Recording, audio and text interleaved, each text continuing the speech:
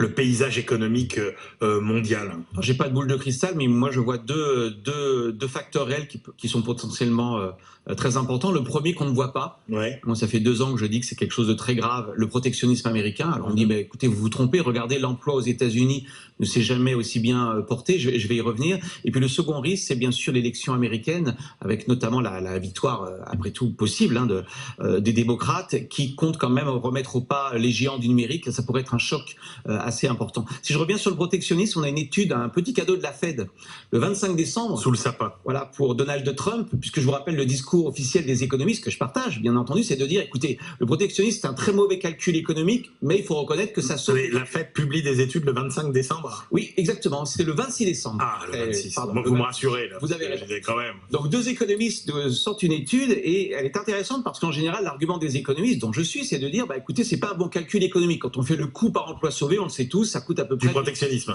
Ça coûte 200 000 $. Et là, ils vous disent, écoutez, on va aller plus loin.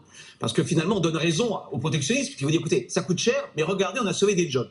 Là, le but de l'étude, c'est uniquement de regarder 2018, 2019, donc c'est des datas très récentes.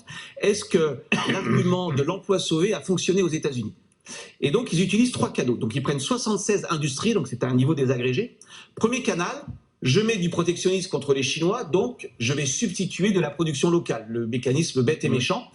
En effet, il y a eu de la substitution d'importation, plus 0,3% de création d'emplois dans ces industries-là.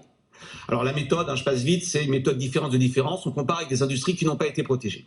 Mais ils disent attention, il y a 2 autres canaux sur l'emploi. Il y a le canal de l'input. Quand on importe de l'acier, qu'on est un producteur automobile, l'acier chinois étant payé plus cher, je vais produire moins de voitures, et si je produis moins de voitures, j'en vends moins et je licencie. Moins 1,1% d'emplois dans les industries à cause du coût des inputs. Et troisième effet, et ça c'est rarement mesuré, l'effet des représailles. C'est bien joli de dire on se protège de la Chine, mais enfin les Chinois ne restent pas les bras croisés. Vous le savez, ils ont répondu à peu près à hauteur du quantum des importations chinoises qui ont été taxées, c'était à peu près 200 millions de dollars, 200 milliards de dollars. Effet des représailles sur l'emploi des secteurs concernés, moins 0,7. Vous faites une addition, plus 0,3, moins 1,1, moins 0,7, effet net sur l'emploi, moins 1,4% d'emplois dans les 76 industries concernées en 2 ans. Bref, le protectionnisme est vraiment un mauvais calcul économique. Mais en plus, il y a